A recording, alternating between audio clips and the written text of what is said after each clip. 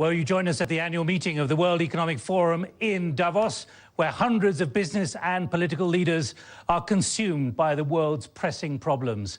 And that includes the uncertain future of the countries in North Africa and the Middle East, as we've just been seeing in Mali and with the terror attacks in Algeria. Joining me, Ahmet Davutoglu, who's Turkey's foreign minister of a country which is a secular democracy with a booming economy that bridges Asia and Europe, a nation actively promoting a newly assertive regional and global influence. Navi Pillay is UN High Commissioner for Human Rights, born in South Africa. She was the first non-white woman in South Africa's High Court, as well as being a judge on the International Criminal Court. From Egypt, Amr Moussa, foreign minister in President Mubarak's government, then Secretary General of the Arab League for 10 years. He stood as an independent presidential candidate, coming fifth behind President Morsi of the Muslim Brotherhood. Tom Friedman, foreign affairs analyst and columnist for the New York Times, who writes extensively about the Middle East. He warned a decade ago of how the effects of individual empowerment and globalization would challenge traditional leadership. Ladies and gentlemen, our World Debate panel.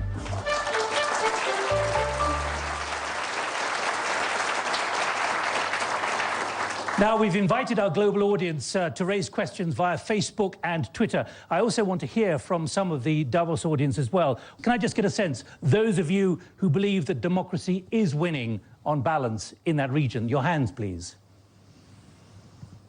And those who don't think it is. I would say more people think that democracy is winning. Amr Moussa, you've just been a presidential candidate. Do you believe democracy is winning in your country, Egypt? I believe it is going to win. So far, my answer would be yes, but the President Morsi, is in his office due to elections and democratic process. Ahmet Davutoglu, your view from Turkey? Yes, democracy is winning because it is a historical process. Of course, history will judge in the future. For we asked two questions when Abu Azizi burned himself in Tunisia and later in Egypt, the Tahrir movement started. Are these demands rightful? We said yes. Second, which direction should be on the right side of the history? I think it is a historical necessity because it is not only democracy winning, it is a historical necessity. In 1990s, Cold War has ended in Europe, but now Cold War is ending in our region, in Middle East, after almost 2 decades. It will end. Navi Pillay. So we've got two saying yes and yes, but. What's your view? Is democracy winning? Well, my view is that democracy will not fail in North Africa and the Middle East because these were areas that came out of decades of dictatorship. And when there is such a fundamental change, there will never be a situation where dictatorship that reigned before will prevail again. Tom Friedman, a very different Middle East from where you were a younger journalist, certainly in Beirut and Jerusalem. Well, I would echo Amr's point that yes, but I'm hopeful. But I think we have to remember democracy is always about two things. It's about self-determination, the right to vote in a free and fair election. And democracy is about liberty. That is the institutions that protect individual rights, independent judiciaries, free press, free and fair commerce. And those are yet to take hold. But I always remind myself, we in America declared our independence from Great Britain in 1776. It took us till 1788 to get our Constitution. So these transitions were inevitable, but the outcome is not inevitable either, that we will have not just self-determination, that is elections, not just the hardware of democracy, but that we'll also get the software of democracy, which is liberty and the institutions that guarantee individual rights. All right, not everyone is on side here, but most people think that something's moving in the right direction, at least 2 years on. Let's get someone from the audience who was in Tahrir Square, Mohammed Al-Dashan from Egypt. Is democracy winning? Thank you. Well, when we ask about democracy, it is elections, but it also most importantly, accountability. Unfortunately, this is lacking very much in Egypt and other countries. The government, up to the president and above, lack accountability. The opposition is faring no better, more interested in infighting than in listening to the people. So the question I would have would be, how do we reset this quasi-democratic, this stunted democratic process and make sure that accountability is part and parcel of the process from day one? Amr Moussa, were you part of a genuine democratic process you felt comfortable with? Well, I agree with my compatriot about democracy and what we have to define it very well. It is not only the ballot box. It is the respect for human rights, for rights of women, the separation of powers, independence of judiciary, and so many other things. This meaning of democracy we have not yet achieved. But did you feel part of a genuinely democratic process? Well, the same answer. Yes, but not yet. To be able to say, yes, indeed, this is democracy. This is not yet democracy. This is the beginning of democracy. And that is why we do need to see good governance in order to support the process of democracy. Ahmed Davutoglu, do you believe that there was a genuinely democratic process in a country like Egypt? If we had this meeting 2 years ago in Davos, nobody would imagine that there would be an elected president in Cairo, in Tunisia, in Libya, in Yemen. So we have to be fair to these societies. In 2 years, they achieved a lot of things. The psychological threshold is over. Now, I fully agree, it is time institutionalize democracy. Tom Friedman, what's your reflection, though, about the ability of the opposition to marshal itself against the Brotherhood in Egypt? Well, I think, to our friend's point from Tahrir Square, I'd say two things. A democracy is only healthy. It's only as healthy as its opposition. A new democracy, a party like the Muslim Brotherhood in Egypt or in Tunisia, it's only going to be healthy to the extent that it is checked by a free press and by a healthy opposition and the fear of rotation in power. That is essential to democracy. And we still don't have that in place yet, partly because we've just had the election, but also I think one of the great disappointments to members of the opposition and to people from the outside who were rooting for this process has been the weakness of the opposition to come together in as united a front as the Muslim Brotherhood. Now, there are a lot of historical reasons for that as well, and I'm sympathetic with them. But I think a democracy will only be healthy to the extent that there is a really vibrant opposition with an independent judiciary and free press to express itself. Amr Moussa, are you a vibrant opposition in Egypt or not? When Ahmed was talking about a panel like this and a president elected in Egypt and in Tunisia, of course, and other Arab countries, I must underline the role of opposition and the role of demonstrations and the anger that is holding with the people in the Arab world that they or we want better. We want more. We have to move forward. We cannot look to the past without looking to the future. There are so many things that mean a lot for us. Democracy is what I'm talking about. It is not only the ballot box as the photos in the major newspapers do show. Well, let me give you an idea of what some other comments are which are coming in from Momo Fanbole from Monrovia in Liberia. I strongly believe democracy is winning. Look at what's happening in the Arab world. Anton Norbert, who lives in Canada, if democracy means just voting, then it is winning. Which raises the question, what is the democracy we're trying to define, Tom Friedman? Well, let me say one thing about the sustainability of this moment. I think here's what I think is not going away. The people have lost their fear. I don't think that's going away. And secondly, every leader in the world today is in a two-way conversation with his people. All right? Whether you're a business leader or a political leader. When I was in Tahrir Square as well for the revolution, and when I got home, people asked me, what did I see there? And I said, the way I describe it is that I feel like I saw a tiger that had been living in a 5x8 cage for 50 years get released. And there's three things I'll tell you about Tiger. One, Tiger is not going back in the cage. Two, do not try to ride Tiger. Tiger rides for Egypt, okay? If you try to ride him for your party, your faction, your sect, sooner or later, Tiger is going to buck you off and bite you. And the last thing is, Tiger only eats beef. Okay?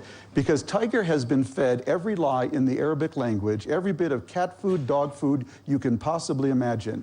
And any ruling party in Egypt or anywhere else who tries to ride Tiger for their own interests or feed it the kind of dog food it's been fed all these years, I think we'll discover there's something really sustainable here. Tiger is not going back in the cage. Foreign Minister Davutoglu.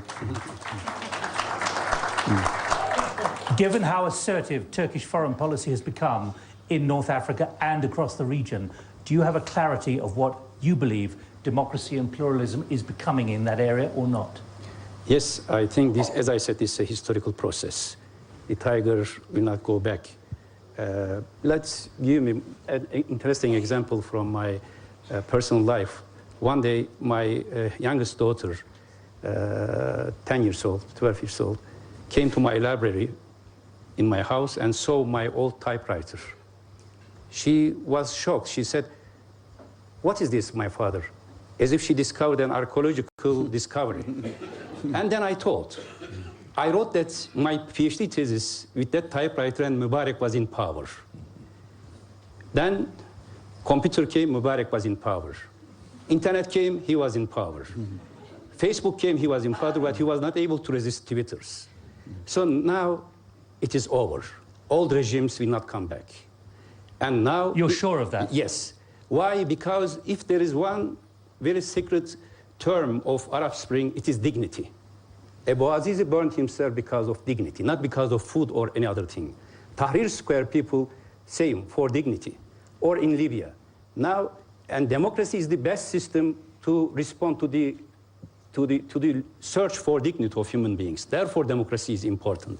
How many years did it take to have institutional democracy in Balkans? Still, we have challenges in Balkans. Similarly, in the next 10 years, we will be having many challenges in the Arab world. But we should not be acting as Orientalists. We should not be thinking that can Arabs achieve democracy? I can say, confidently, yes, Arab societies, Muslim societies can have the same level of democratic system because now they are fighting for their dignity and they will do so forever. I think we're getting a consensus here, and certainly some of those who are emailing and tweeting are suggesting exactly that. Yes, but not immediately. Let's broaden it beyond North Africa to Myanmar, if we can, to Yin Mon Han from Myanmar. You work as a mentor in Rangoon. Look at the extraordinary changes there have been in your country. Do you believe democracy is winning? I do believe democracy is winning, and I wanted to ask the panelists, my country, Myanmar, experienced a democratic transition process the same year as the Arab Spring, but it was a very different process. It was quite gradual, and it has been quite gradual, and relatively peaceful, fingers crossed.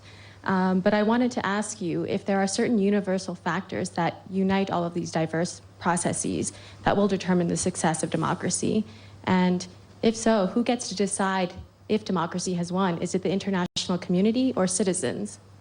And to be clear, do you relate to what you saw in the Arab world 2 years ago, given what happened in your country almost 6 years ago? Is it the same process or something different?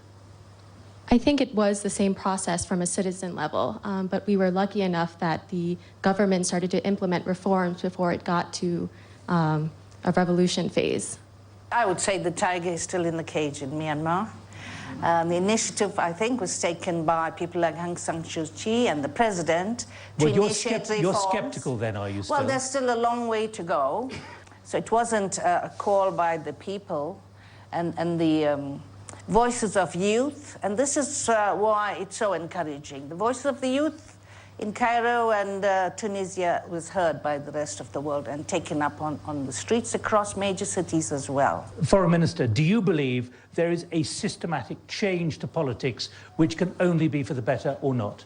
Yes, there could be such a change, but the difference, I fully agree, between Arab Spring and Myanmar. I had a chance to visit Myanmar last summer during the problems in Rohingya region, and I had a chance to meet with President and Son and everybody.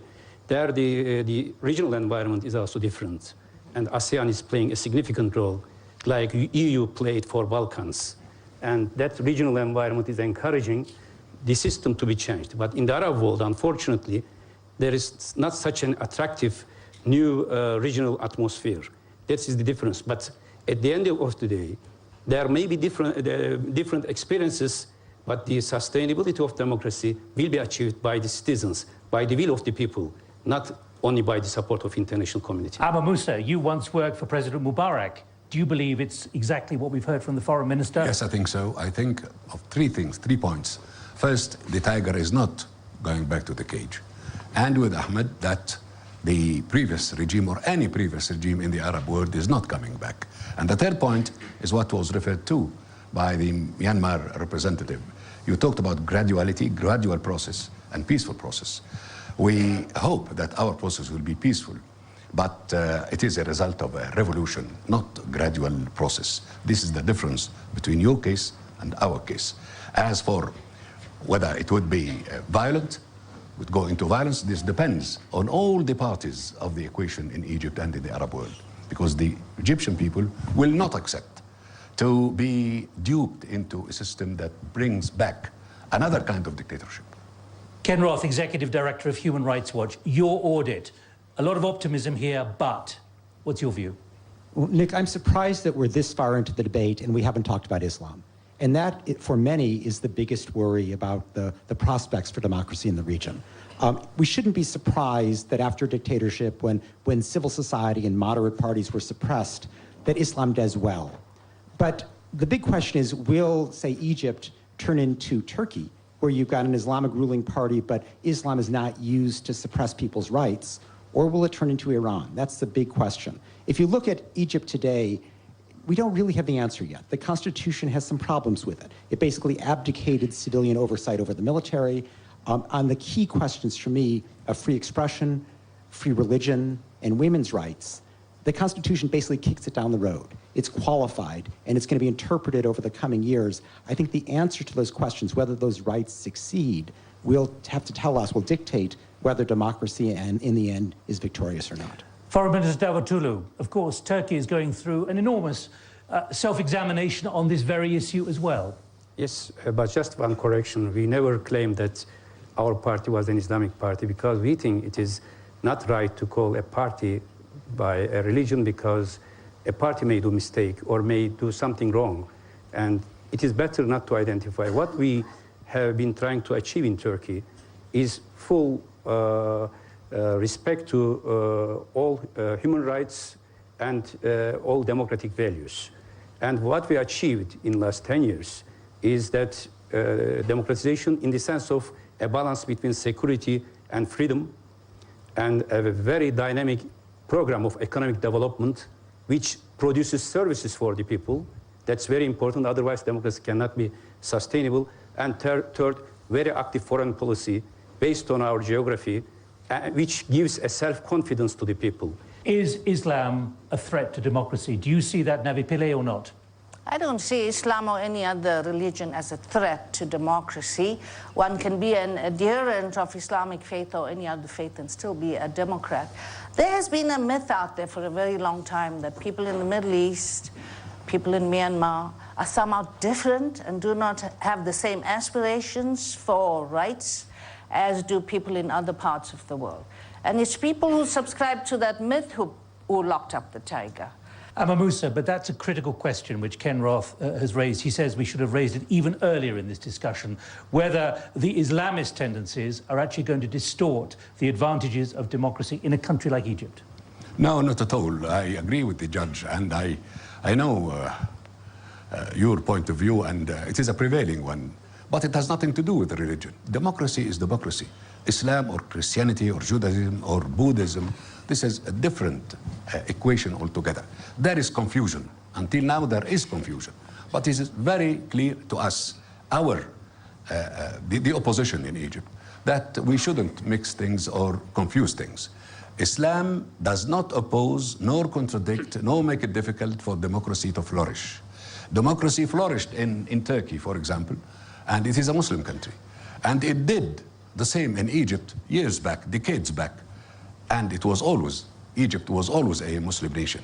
So please, this confusion, deliberate confusion of Islam and democracy, and conflict between Islam and democracy, is a wrong theory. Ken Roth, it's confusing. It's a wrong confusion. What Amr Moussa is saying is what the opposition would like, which I actually agree with, is for us Islam not to somehow interfere with democracy.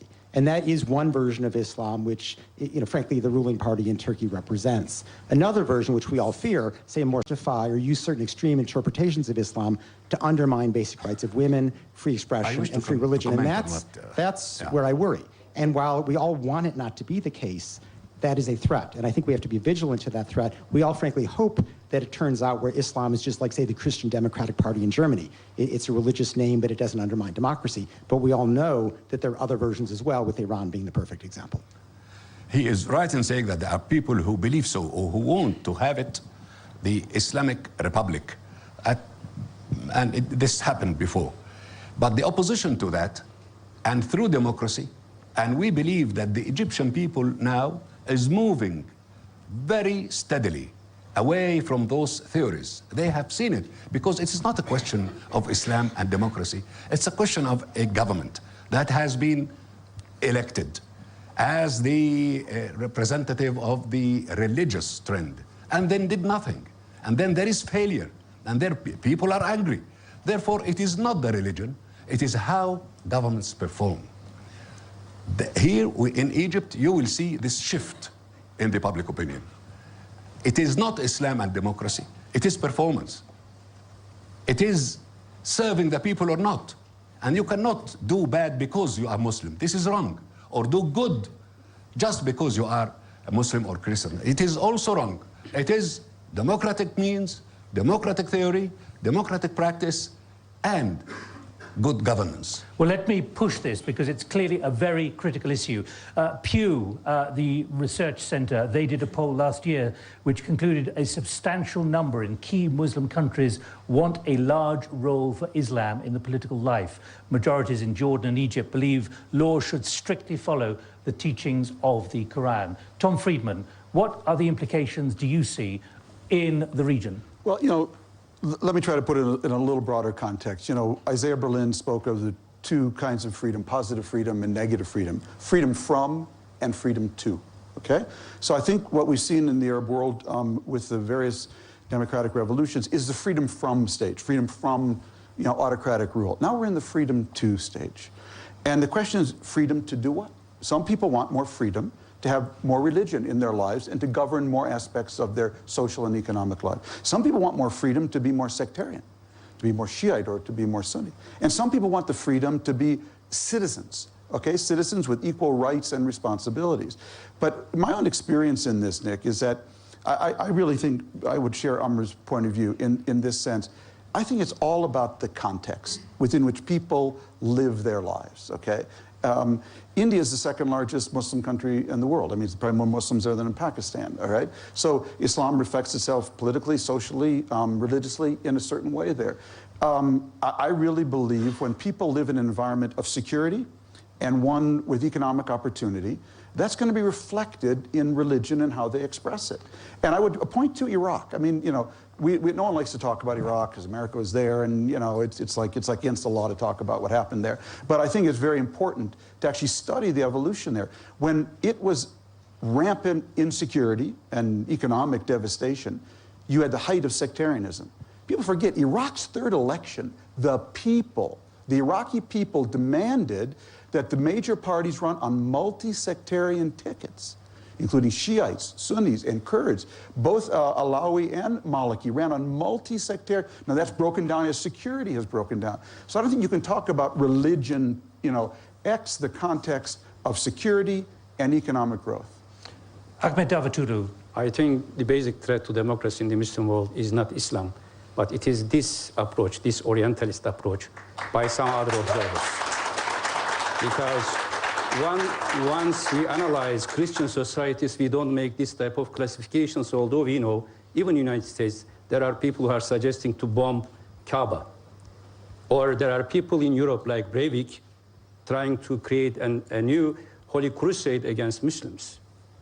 First of all, we have to understand Quranic teaching. I know Quran. I read all Quran and several times, of course. The basic value of Quranic teaching is human dignity. And the basic value of democracy is human dignity. They do not contrast each other.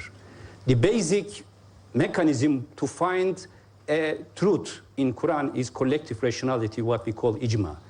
And the basic mean in democracy to find a solution is collective rationality. Why do we do election? Because we believe that collective rationality does not mislead you. But we do have to address Ken Roth's concern, though, about the discrimination against women. Yeah, that's yes, right. so that I think I would agree with Ken. It's more visible. Very many harmful practices against women. On the other hand, it is being addressed. I love that Algeria came up with the quota for women parliamentarians, and they have 146 women in parliament. I think it's better than the United States even. I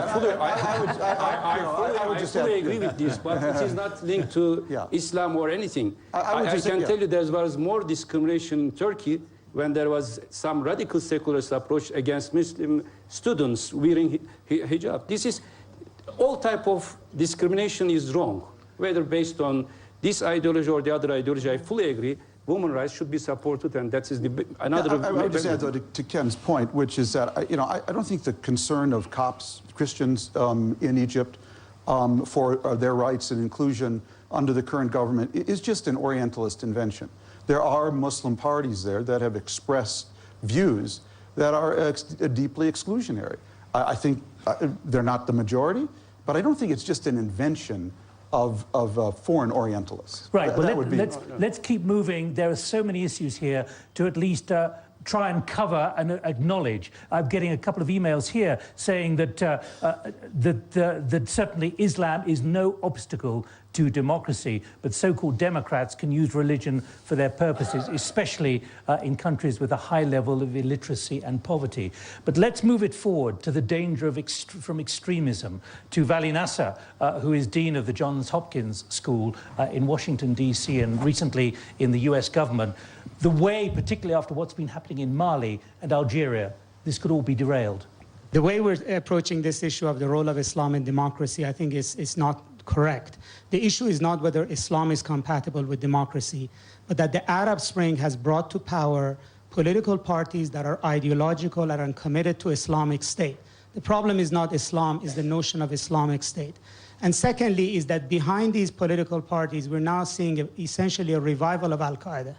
When Arab Spring happened, the perception was that it has finished off Al-Qaeda, that the ideological sweep in the region is presenting the youth, the populations with new opportunities, democratic vision, and that the vision of Al-Qaeda is going to die down. And what we're seeing is two things happening. One is that Al-Qaeda is coming back very healthy and very aggressive and very virile in places that we didn't see it, such as in Algeria. And secondly is that we're talking about democratic institutions, but state institutions in the Middle East are collapsing. Militaries in Egypt, the militaries lost control of the Sinai. In Syria, the state has completely disappeared altogether. And in Libya, similarly, there is no state really to speak of. And in Tunisia, the state has been significantly weakened. And we can debate about the politics of democracy, but the reason why I think democracy is in trouble is because of the rise of extremism, collapse of state power, and the fact that political parties are taking over whose ideology has no commitment to democracy. Amr Moussa. I believe what Nasser said is right. The Qaeda is a phenomenon by its own. It does not represent Islam or the way Islam or Muslims are being governed. We, in fact, most of us hate what the Qaeda is doing. And now we will have to stand firm if they are going back to their practices in disturbing societies. The Islamic religion has nothing to do with this, and at the same time does not contradict democracy. And I must underline that when we talk about Sharia, all of us, from all walks of national life in a country like Egypt or in the Arab world, we do that out of respect to our Sharia.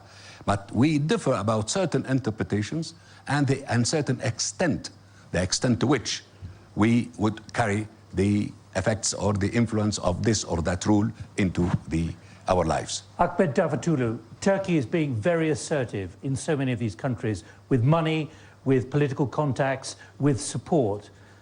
Is part of your reason for doing that to prevent this kind of move towards extremism, which Vali Nasser has so eloquently just highlighted? I fully agree with Nasser's approach and analysis. Today, what we are facing in our region is during this transformation, the state structures are dissolving and getting collapsed almost. Therefore, from the very beginning of Arab Spring, we had a clear strategy. We said, during the transformation, we will support the demands of the people everywhere, and we will use diplomacy for this transition. After transformation after election, we decided to have special relations with these countries, and we established high-level strategic council meetings with Egypt, Tunisia, Libya, and now we are preparing for Yemen and Morocco as well. High-level strategic council meeting means all ministers are meeting together, co-chaired by two leaders, and we are matching these ministries, and usually the other side requests from us about our own experience, how to reform health system, how to reform financial system, how to reform educational system. In the last 10 years, we made many reforms, and we are sharing our experiences. Delegations are going and coming. Just to give an example, in Cairo now, we are trying to share our experience for municipal administration to clean the city, because daily life of the people should change. There should be a visible change in order to make democracy successful. Therefore, we made two agreements with Tunisia, and we gave $500 million, 100 million donation, the rest soft loan. With Egypt, $2 billion as a financial assistance, as soft loan. We will be doing more, but more important is to exchange the experience in order to make these new democracies a success, especially Egypt. I think it's great what Turkey is doing to help with institution building. It's hugely necessary, but it's not sufficient. The sufficient thing for any functioning democracy to be sustainable is trust. I trust that if I elect you to office, you'll vacate office, when I leave. It's not rule or die. And because of the way democracy came in these countries, in this very abrupt way, okay, and in places where there has been no Mandela and no midwife to mediate the trust between different communities that were kept, in many cases, in fear of one another. And I always go back to the movie Invictus, if you've never seen it, a great Hollywood movie about Nelson Mandela. And there's just a wonderful scene in the beginning where the new head of sports, Ministry of Sports, for the ANC, new Mandela government, they want to change the name of the national rugby team, most important sports team in South Africa, from the Springboks, which was the name of the white regime. They wanted to give it an African name. And Nelson Mandela, in this wonderful scene in the movie, lectures his followers and says, no, we're not going to do that. We must surprise them. We must surprise them. And I guess what I missed most in the Arab Spring, nobody has surprised me. Morsi never came out and said, you know what? Didn't he surprise you when he suddenly announced taxes and what he was going to do last November? No, he didn't surprise me in the evolution of the Constitution, as I said, which to me is so important, that when you don't have trust, that everyone agree on the rules is really, really important. And he, I think, could have bought himself so much space and time had he come out and said, I've heard you. I've heard your concerns. You know what? Let's take 3 more months. We're a country of 5,000 years. Let's take a few more months and write this Constitution in a way that everyone will feel embraced of it. Let's move on with some other points. Giorgio, you were Foreign Minister of Singapore until a couple of years ago. There was an election in Singapore. You're no longer Foreign Minister. I've heard you talk about how quite shocked you were about the impact of the next generation on a political change in a place like Singapore. What have you learned as a former politician now about the ability of politicians to cope with this change in the democratic framework? Well, democracy as a broad movement is unstoppable. But we shouldn't make it into an ideology. The test is whether we achieve good governance. And whether or not we achieve good governance, which is the point Amr Moussa talked about, depends on how we adapt democracy to specific situations. You cannot disregard Islamic values in Islamic society. It's just not possible. And in a country where there are tribal, ethnic, religious differences, these have got to be taken into account. If you just implement a simplistic one man, one vote, then the minorities will feel that democracy is oppression by the majority. So in the end, you need democracy with Arab characteristics, you need democracy with Myanmar characteristics, you need democracy with Chinese characteristics. So I think the granularity at which we end and its specificity are very important. Let's go to India now, to Ashni Monod, because obviously India, the biggest democracy in the world, but many people feel that the Indian democracy is failing at the moment. Well, recently we've seen a lot of people protesting in India, a huge explosion of democracy and expression of it. People protesting against violence against women, but the government has stuttered and has maintained silence and hasn't responded adequately to these issues. So my question would be, how do we get governments to deal with women's rights and issues and freedom in the developing world, without which we cannot even consider it to be a true democracy? I would like to say that democracy is not a quick fix, and therefore we see challenges even in old, well-established democracies like India. But the fact that there were these huge street protests is a demonstration of democracy. And in my own country, South Africa, we took the opportunity of receiving help from the international community to have a very good constitution. Tom Friedman, what do you see about the ability of politicians 2 years on? They didn't understand what was happening then. Do they understand what's happening now? Well, I think, reality has a way of imposing itself, and it has, across the Arab world. As I said, we're all in two-way conversations now. I, as a columnist, am in a two-way conversation. President Obama's in a two-way conversation. No more one-way conversations, just top-down. But I think, when I hear my friend George, I'm reminded, I actually came to Cairo via Davos from Singapore. I was visiting Singapore the week of Tahrir Square. And I felt like I'd come from a country where on any given day, the entire government can be debating how better to teach fractions to third graders, to a country where that thought had never crossed the leader's mind. Now that is very relevant now, because we're discussing, the fate and future of Arab democracy, and Lord knows, I'm rooting for this in every way possible. But the world hasn't stopped. It's gotten more connected. I just wrote a book about America because I'm worried about my own democracy right now. And the theme of this book, it's called That Used to Be Us.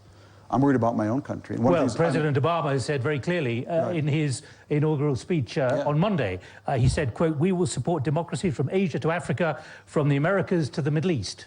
Right, but the question is how we do that. And I think the thing that is needed most in terms of the kind of aid we can give is, this is about giving people the tools, I think, to realize their full potential. China is not waiting. India is not waiting. America is not waiting. We live in a world where average is over. Okay? We live in a world where the high-wage, middle-skilled job is disappearing. And what worries me so much is the Arab world is taking an unnecessary, I understand, but a timeout from what's been happening in the schools in Egypt, what's been happening, in the universities. Are people getting the skills and education they need to thrive in this world? Well, let me pick up on that very point. Kishore Mahbubani, Dean of the Lee Kuan Yew School, happened to be in Singapore, of course, but you've got a very important point, because the analysis that you're building on of democracies in the West and how they fail really to understand this new reality because they're not very good at it themselves. This has been a fascinating debate. It's really brought up the complexity of the issue. But one dimension that's really sadly missing in this debate is that while we all agree, all of us agree that democracy is the best form of government, but Winston Churchill also warned us that democracy is the worst form of government except for the alternative. And the lesson that we are learning in recent years, and I'm glad Tom referred to it, is that the most advanced democracies today in Europe and America are struggling. And it's amazing that the United States of America, which used to be the beacon of democracy for the world, is now caught in this amazing political paralysis, and it can't make fundamental decisions about debt, about fiscal balancing, because of a total polarization. Now, what's going wrong here? So I think the lesson that we should learn about democracy essentially is that it is the best form of government, but it is also the worst form of government, and we should be aware of the dangers and difficulties of democratic transitions, and someone should write a book about that and give it to every new country that is making the transition. Salil Shetty of Amnesty International, your concerns when you look at the way democracy is developing or not? I think it finally boils down to how power is distributed and managed in a society, because look at Greece. I mean, you're talking about countries which have elections. Greece, which is supposedly the birthplace of democracy as we understand it, is in a big mess. The people of Greece are really upset with the way it's being governed. And the reason that's happening is that there's a handful of people who have obviously misused the resources, and the consequences being felt by those who are the weakest in the society. So if you have societies which cannot allow people, particularly those who are at the bottom of the pile, if they don't have a voice, if they don't feel that they have a right to participate in decision making, elections alone are not going to solve the problem. So, in fact, my provocative question to the panel was going to be that if you're a democracy and you've had elections, does that make human rights violations in your country any less harmful? Foreign Minister Davutoglu, of course, you are under pressure, partly as part of your accession to the European Union from our business, apart from anything else, the media, because you do detain quite a lot of journalists. Human rights and democracy. That's, of course, a very important question. But first, let me address to the first comment. I fully agree. The transformation is not only in the Middle East. There's a huge transformation in Europe as well. Democracies are being transformed based on the economic crisis. Now, the accountability is the basic value of democracy. But who will be accountable for the economic crisis in Greece? European Central Bank or Greek government? After a while, there will be more and more questions about European democracy as well. Who should be addressed or blamed at the end of the day if all decisions is being taken by Brussels? In fact, this is a transformation of Westphalian system. In the Middle East, Sykes-Picot system is changing. In Europe, Westphalian system is being transformed. About human rights, and Turkey. About human rights and Turkey. The main mission of our government was to extend human rights and democratization in our country. No democracy or no country is perfect in that sense. But our way, our objective is to increase the level of human rights and to prevent any human rights violation. This is the basic mission of Turkish government or any government. But of course, there are many tests. Sometimes we have to address and we have to take more and more concrete steps to make our democracy, especially regarding human rights, much better than before and closer to the perfect. And there are many challenges. One critical human right is equality for women in the democratic change. Barbara Stocking, Chief Executive of Oxfam. I'm very concerned about what's happening with women's rights. At the beginning of the Arab Spring in Egypt, I talked to our colleagues who were in Tahrir Square, and the thing that moved them the most was that they were standing equal with men. The men were treating them very respectfully. They said, this is a new start. They said, this is never going to go back. Now, they don't say that to me now. They say they are very, very concerned about what's happening in Egypt, but in the Arab world across the board as well. And I'd really like to know what the panel think about that. Navi Pillay, do you see resistance, or do you see at least embracing of the principle by and large? The stereotypes are there. I was so pained when I heard the former Minister of Singapore speak of one man, one vote. Women have been voting for some time. One person, one vote. Yes.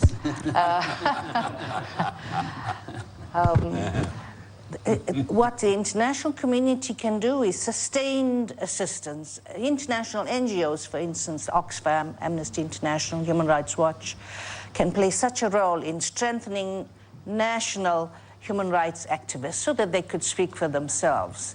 Whether a woman follows a particular religion, no religion, or comes from a developed country or not a developed country, pain is pain. They hate to be beaten, and they want equal salaries for equal work.